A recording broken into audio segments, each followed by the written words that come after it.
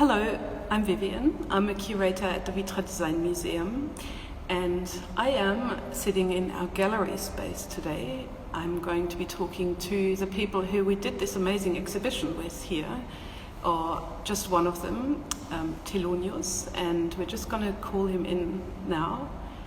And while I do that, I can talk about this space a little bit. Smaller space where we don't put on massive touring shows, so you're only privy to the exhibitions here if you are actually on the campus. And here's Thélonious. Hi. Hello. Hi, Vivian. How are you? I'm good, thank you. You're on holiday, I like every self-respecting Frenchman should be right now in August.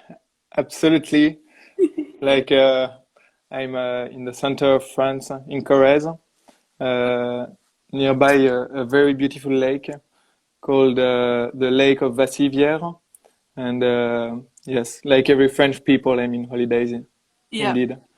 And before you told me that there's something really interesting happening in that area, right? Sounds cool. Yes, so Creuse, Corrèze are two departments of France that are really in the center of France.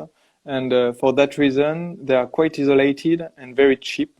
So since 20 years ago or 10 years ago, you had so many people that left to the biggest town around, like Paris or other towns. And you had this sort of exode rural, which left all the villages very empty. And right now you have so many people that come back because it's so cheap. So lots of artist communities or other kind of people. And Right. so I'm actually visiting some artist friends Right. that created those communities, and there's a great energy there. Right, and is it possible to participate as a stranger, or do you kind of have to know, like, there's some Well, cultural centers or something like that yet, or? no, you can visit. I mean, if you want a room, you can have a room. And the mayor of the main town that hosts those new people have this politics of very low rents, so they really help people to come over. Right. Um, What's the so town called? anybody, one is called La Selle. Mm-hmm. Another one is called Salon La Tour, and there is a residency that is called Hotel Experimenta. So it's a sort of residency, and you have different, like depending on when you go, where you go, you have different sort of yes, of places or communities. That sounds really interesting. Are you entertaining staying there for good? Is it entertaining, you say? No, are you entertaining the thought of staying there? Yes, totally. Anyone that wants to come can visit. It's a great experience. Yeah. So we can get back to the future plans in a minute, but let's talk about what's happening here a little bit. I think it's a little bit hard to see, so I'll take the camera for a walk around. But for those who don't know you, haven't come across your work on our Instagram channels, for instance, you are a collective of people, of which you're Hmm. just a person, so four. And perhaps you can tell us a little bit about who you are and how you met. So yes, absolutely. We are four designers. We met at school in a small school in Paris called NC Les Ateliers. So there is Guillaume Bloget, Raphaël Dauphren, Guillaume Jandin, and I. And we studied more or less at the same time. So in this school, which is open all the time, so 24 hours and 24 hours, we used to meet in the corridors, in the different public spaces. And we all had the same interest for books and for everyday objects. And that's why I think we came to create, we wanted to work on a project together. And so this idea came of doing a collection of books about objects in order to gather our two main interests. Okay, and I'll just quickly hold these books up into the camera because I've got some of them here. So by now there are four. That's what they look like from the side, and this is Yes. So this is the bottle. similar. When we met you, which was I think in 2018 in Milan, you were putting on the first exhibition about those books that you were creating. Yes. So you had already investigated three objects. And then we asked you to do an investigation with us for an exhibition here, to do a fourth object. Yes. Before we talk about that, I'll try this now. I'll take my phone. I won't be in the camera anymore, but the first object you investigated, I'll take you there, and perhaps we can talk a little bit about what you did there. Okay? Okay. Yes, I can comment. Absolutely. Yeah. So it's very French. How do I turn this camera around? There. Okay, so this is the exhibition space now for everybody to see. It's quite small, but it's actually, there's a lot possible here. And so the first object you investigated was, here it is. Can you talk about it? Yes, so it was the Petung Ball, a very French game, we can say, that quite became famous abroad. So it's played a lot in Madagascar, for example. So it's an old game of ball, like you find it in so many different cultures. And this is what was fascinating about it. So when we started the project, we decided to focus every time for every issue on one object, one single object. Do you hear me, Viviane? We're looking at, can you hear me? Yes, yes. And I recall that you, first of all, I'm interested in why you chose this object as your first object. I know from experience that you throw a lot of ideas around before you arrive at one object. So what was particularly intriguing for you as designers about this one?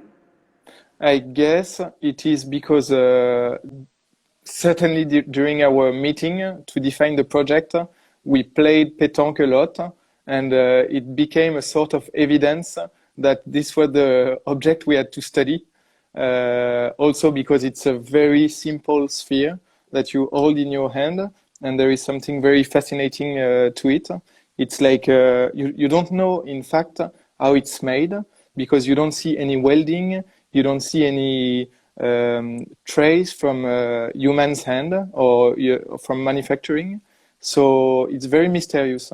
And this project was a way to enter the manufacturing process, to meet some people that are really skilled and able to tell us about how it's made, how it's played in detail. So it was a good thing to explore, as there were so many mysteries around it. And what was one of the, I know that you go to factories, you almost become investigative reporters, don't you? You speak to historians, you go to factories. I think for this you even interviewed a Petung world champion, right? Yes, 12-time world champion.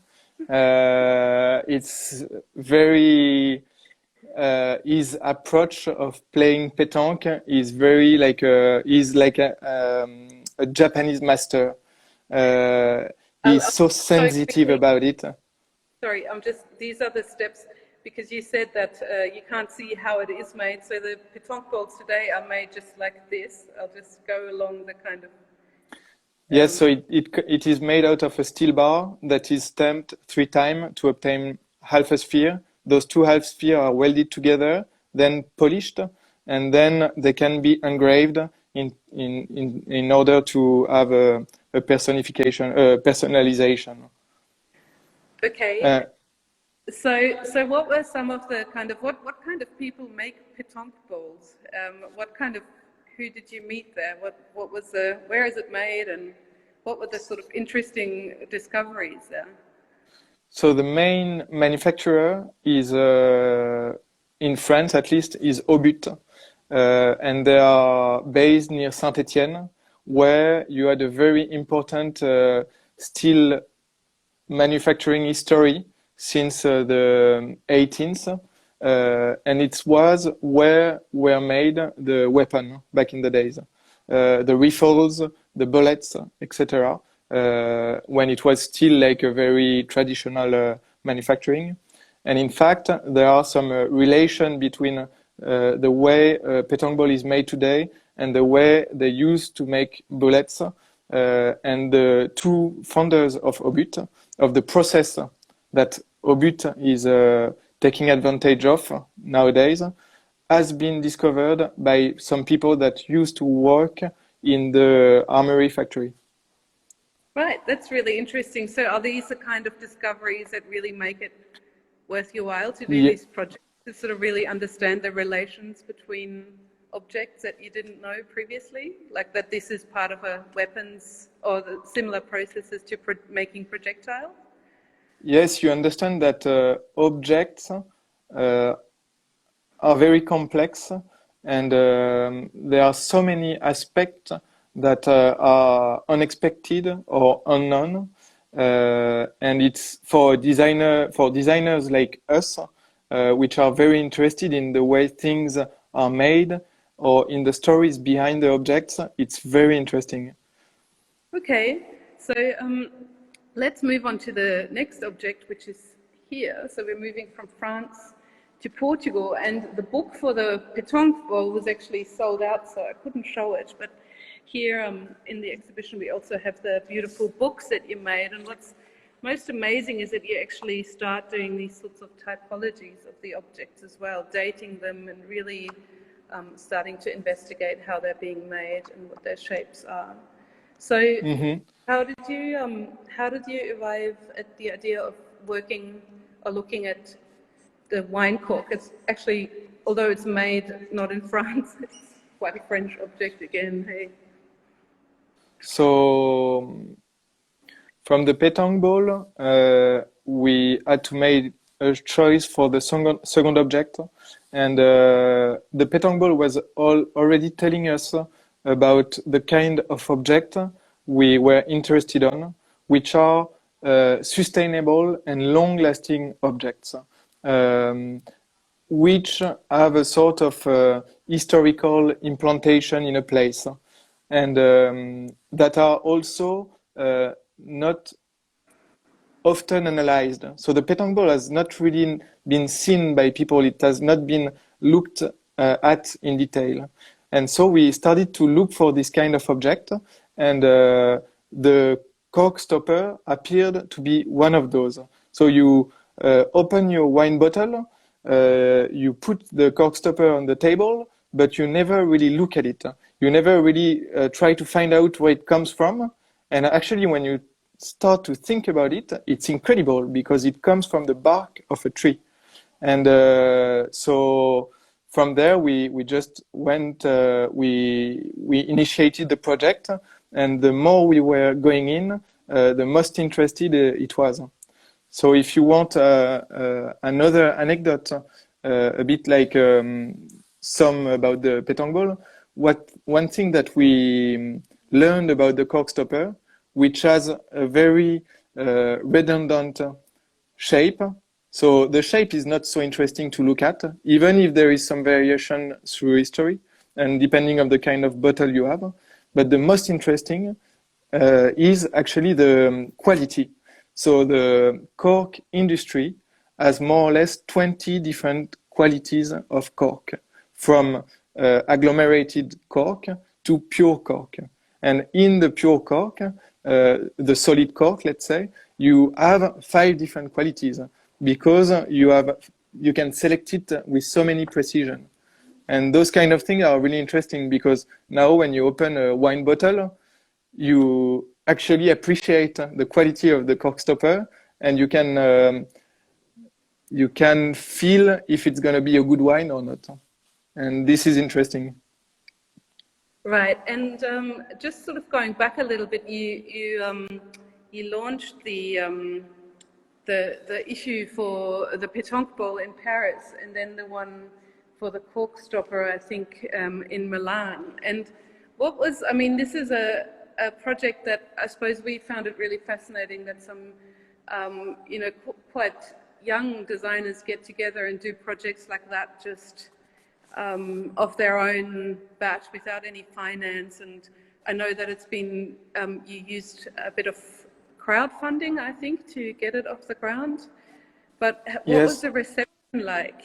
Tell us a little bit about that. About the reception, you said? Yeah, about how, you know, how people reacted to it, to the project, or was it surprising to you? How did you already anticipate that it would be really successful, or what was the process like? We had no idea of what would be the success or the interest around the project. We really started the project by passion, and also we were lucky because we were helped a lot during the process. So, for example, we were at school when we started, so it was in our last years, more or less. And NC, Les Ateliers, is very generous in the way it helps students and pupils to go on and develop projects. And they kept borrow their car, so the car of the school. So we could spend so much time on the road to go and visit factories. So that's how we went to visit the factories of Amorim in Portugal. And so this support really helped us to develop the project. Right. And that's really interesting, isn't it, to have that sort of infrastructural support that's sometimes already enough just to make a project work. Yes. Yeah. And without this support, I think we would not have been able to develop it because it's very time consuming. So right. Yeah.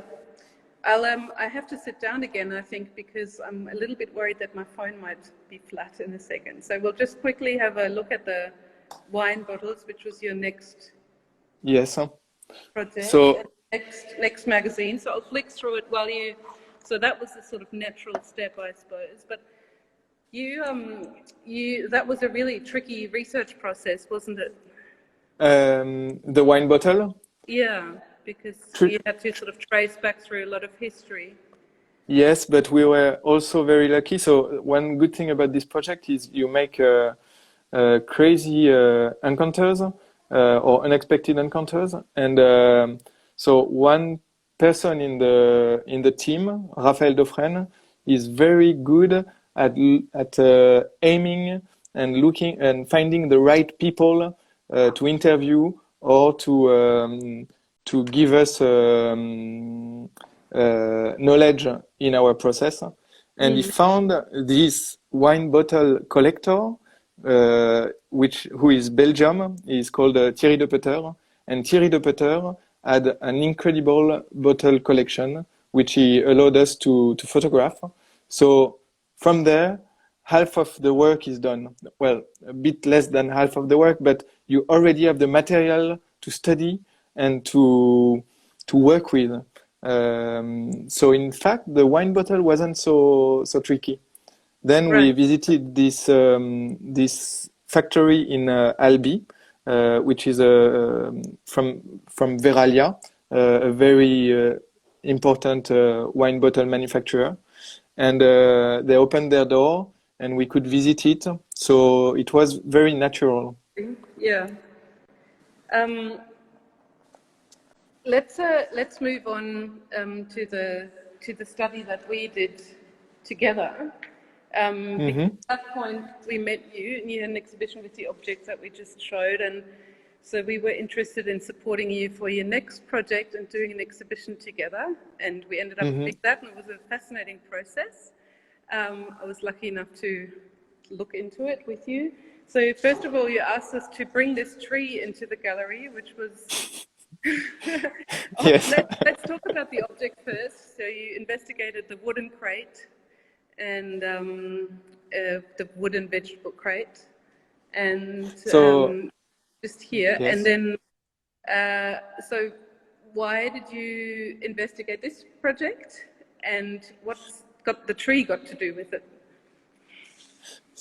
So, just as I said before, we are always interested in objects that have a certain sort of sustainability in their process. The cork stopper is made from natural material. The wine bottle you can recycle. The Petung Ball is very long lasting and it's only steel, transformed steel. So we try to look for this kind of object that are a bit forgotten but still in use.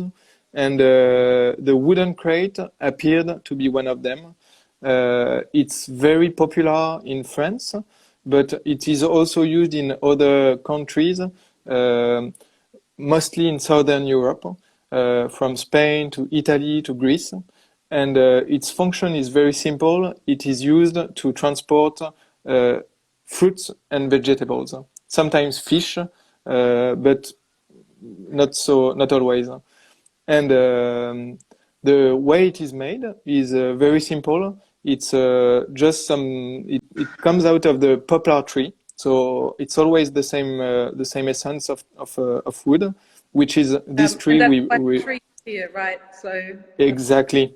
Yeah. So this is actually a poplar tree, and that's what it looks like before. And here you've sort of documented how it's being made into a crate. Mm-hmm. Yes. And what's interesting with the poplar tree is that it grows fast. So in 12 years, because they are trying to reduce the growing time of the tree, and they managed to reduce it to 12 years before it was 20 years. So it grows fast and it grows straight. So it's a perfect tree to do some to manufacture, in fact. And it was a way this tree, which is transformed in a bench, is a way to take advantage of the straightness of this thing. In this tree, just one anecdote that is interesting, there is more or less 20,000 crates. So right. The nowadays crate is absolutely optimized in terms of using the material. So the wood is cut through, very thin, so you have the less material possible for the maximum resistance. And in your, just to go over it quickly, in this display here, you are kind of tracing a little bit the history of the crate, and that wasn't so easy, was it, to kind of retrace that, because there's no history book on vegetable transport, really. So because I was privy to the process, I do know that mostly we were looking at art or images to kind of see how it's evolved over time, right? Yes, absolutely. And unless the wine bottle, it was a difficult process because often the crates are burned. So it's an object that is not conserved, but that disappears. So as you said, the only way, one of the good way to question it or analyze it, or analyze its history, was to look at painting.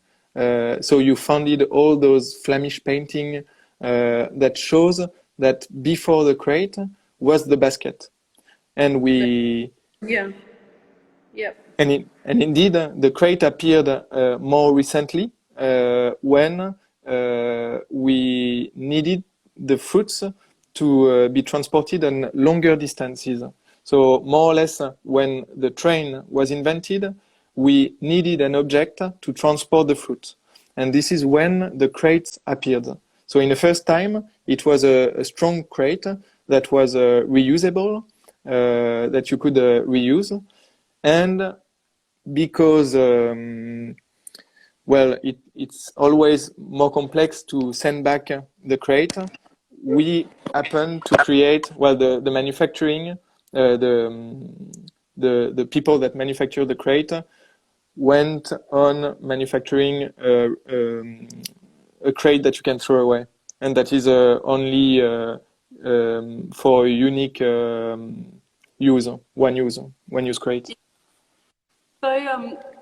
So now that we've looked at the projects all at once, I found it really fascinating that you, as designers, sort of investigate these objects that have nothing to do with design as we know it today, and as you studied, where it's sort of all about the author who created the object. Did you, on purpose, so that you could sort of strip it back from just the formal aspect and the author aspect, and then understand more of its sort of context? And was that the idea? Yes. It's sometimes interesting to know an object in depth, to know how it's made, to know where it comes from, and to know how it's used, because it's not actually teaching you directly how to design, but it teaches you that an object is the result of a long history, of a long evolution.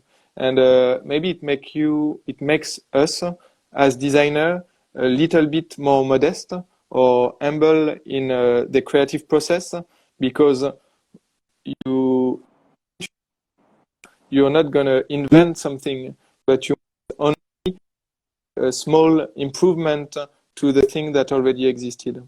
And looking at the evolution of objects is a good way to understand that, yes, those small evolution brings the object to its archetype, to become an archetype. But if you take an isolated element in the long evolution, it's not the archetype itself. So for this reason, this is one of the reasons why the project is very interesting for us as designers. So, as you said before, and I know that I've asked you this quite a few times in the process, this sort of research, do you feel that that's neglected a little bit perhaps in your design education as well, or not just yours, but in general? Is it something that we forget about, how, especially now where you have to think about sustainability and all the complexities that objects exist within, and that they have an afterlife? Do you feel like there should be more of a focus on this sort of research, where you understand the cultural history and the material history of the objects that you make or that you create?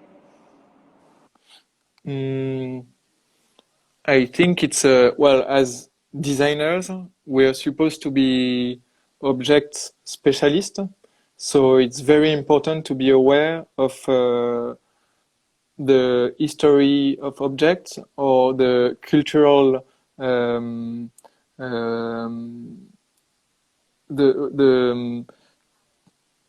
the cultural reflections of the objects. So otherwise you do things that are very disconnected, or that might be disconnected from their environment. So yes, a research or a study on objects is fundamental, in fact.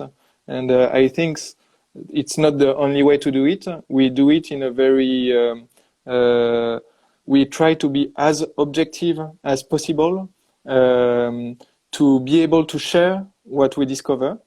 So it's a way to give to the other what we understand. But so many people do it in a maybe more personal way, and they study things by photographing or collecting. But it's not an isolated project, I would say. Many people have this sort of research approach or study in their practice. And you also, what I found fascinating, as I was working with you for about 6 months, there's 4 of you, and you investigate these objects that are never just made by one person, but that are brought together by many people over time, and lots of ideas are encapsulated in them. But it's absolutely, it still remained a mystery to me how you work as a collective as well. You also don't have this sort of very clear division of labor in your work and your research, right? Mm-hmm. That's true. Projects. I'll ask you again. I've asked you before. Yes. Oh, it just sort of happens. No, But indeed, nobody really has a role. Well, we try to avoid having a role, and I would say, yeah, the project evolved thanks to the idea of everyone, and it's just like a constant discussion, which takes longer in terms of process, but which brings you a satisfying result because everyone really was really involved in the final result. So it's satisfying. But in practical terms, do you sort of just ping pong it between you, and does it then make it better? Or, you know, when you, for instance, making the book, I know that Raphael, you mentioned before, I understood. He's the history, but everything else was sort of this opaque kind of process where everyone seemed to be doing everything. And is that how it works? Yes. Well, we all have a similar, we studied the same thing. We all have similar knowledge. So it's very convenient because we know we can lay on the others, or we can, be helped by the others because they know the same thing. So if one can't do one thing, the other can do it instead. If one doesn't have the right idea of the right person at the right moment, someone else can have it because he thinks in the same way. We have a similar mindset, more or less. But we are also skilled differently. So, of course, at the end of the project, one is better at doing one thing, but we can switch, and it's nice. Is it clear? Yeah, for sure. But it means that you can't be kind of too vain about your ideas or too stuck in your own ideas, right? Yes. Yes, it's always moving. So now, are you thinking, it's been a while now, so this was launched in December, and I think the Crate project was much larger than I think you had anticipated. At one point when we were setting up here, we were all like up to our necklines in crates because we were still choosing which ones to use and which ones didn't, because you created this huge collection. And at the time, when I asked you what you're doing next, you said, we don't know yet, but it's going to be a smaller object. So we don't have trucks full of crates or... Are you thinking about the next book already? Is there going to be one? We take our time to find the right object, and we had many different ideas that were evocated, but we are not yet sure of what it will be. But if you, well, one just a direction, or is it going to be an artisanal object again, or have you sort of moved on from there? So it really depends on what we will find the best. But for example, it could be very interesting. I'm not saying it will be the next one, but it could be very interesting to study. He has to go away from those very artisanal objects, but to study instead, for example, the phone or the cellular phone, to see how such an object has evolved, because its history is way smaller. It started maybe 30 years from here, and it is more connected to our real life, maybe, or there are more like a discovery to make because it hasn't been really studied so far. It's much more complex though. It's more difficult to study. So in the typology project, yes, I'm curious to see if we can do something like that. Why do you think it's more difficult to study? It's actually quite recent, and we all go home and open our drawers, and we probably all have about 12-volt phones. So it could be it could be where you quietly have a huge array of different phones, and you might be able to speak to different people. But which aspect of it makes it harder than a historical object? Well, as you said, the crate, the cork stopper, the wine bottle are anonymous, and every manufacturer reproduce the same process.